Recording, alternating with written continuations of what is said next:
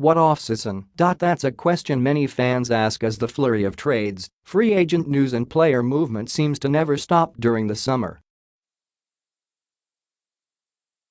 Since the Golden State Warriors claimed their third title in 4 years back on June 8, June 9, PHL time, NBA teams have undergone a massive number of changes as they prepare for the season ahead. With the opening of training camps just around the corner, NBA.com's Shaun Powell will evaluate the state of each franchise as it sits today, from the team with the worst regular season record in 2017-18 to the team with the best regular season record as we look at 30 teams in 30 days. Today's team, Minnesota Timberwolves. .201-7-18 record, 47-35, lost in first round to Houston Rockets.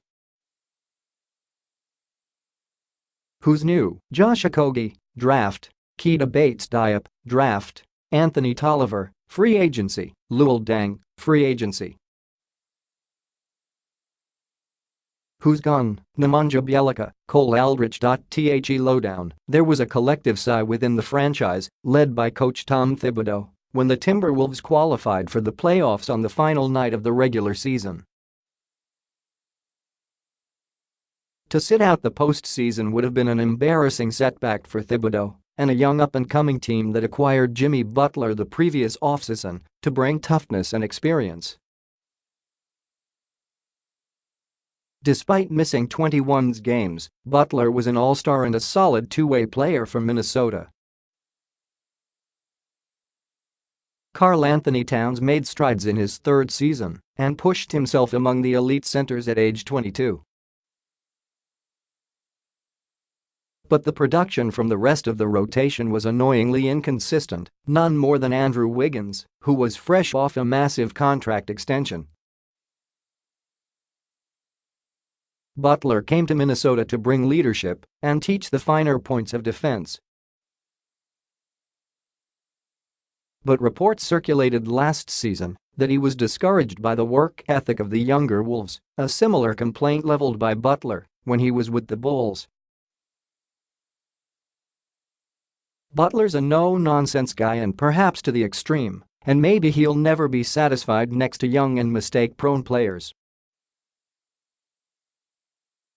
Still, this is alarming given Butler's status on the club. He averaged 22.2 points, 5.3 rebounds, 4.9 assists and 2.0 steals, and after his perhaps best ever NBA season.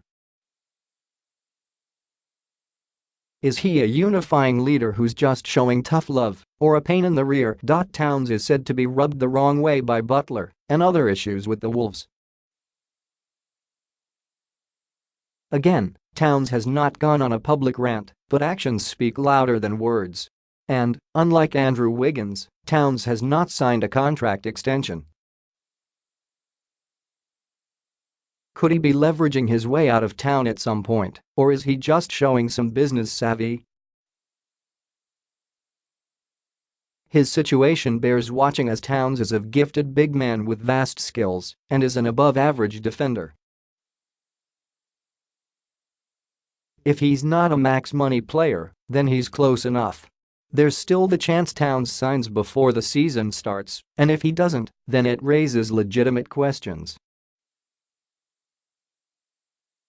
For that matter, Butler hasn't signed an extension either, but it's not clear whether an offer was even made this summer.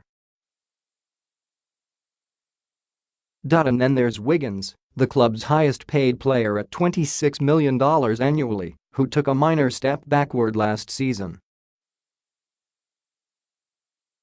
Sure, the scoring decline from 23.6 ppg to 17.7 ppg probably had something to do with Butler's arrival. Yet Wiggins faltered in other areas too, mainly shooting accuracy and defense. Mostly, the Wolves are still waiting for him to take a step towards stardom, and for the first time in his 4-year career, there's some question whether he'll ever be a game-changer.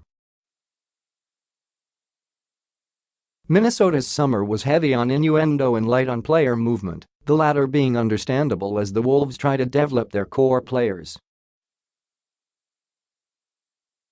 Jamal Crawford, 38, seems set to leave town after he curiously declined a player option that would have paid roughly $5 million.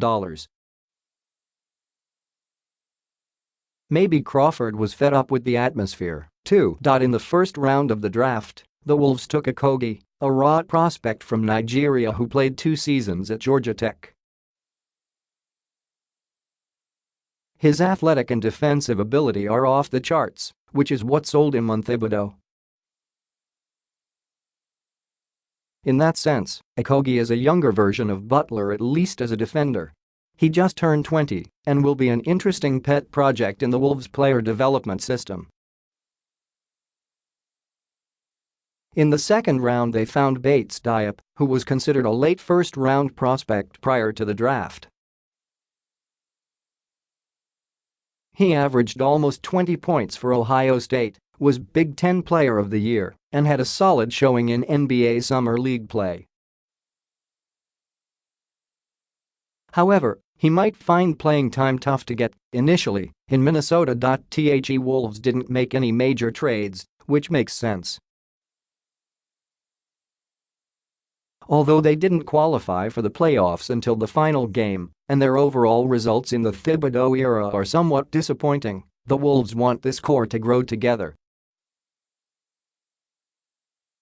Question is, will they grow fondly of each other? The West is suddenly teeming with up-and-comers, with the Denver Nuggets and Utah Jazz arguably better than Minnesota. Plus, the Los Angeles Lakers are trending north with LeBron James. If the Wolves aren't careful, they could lose their place in line.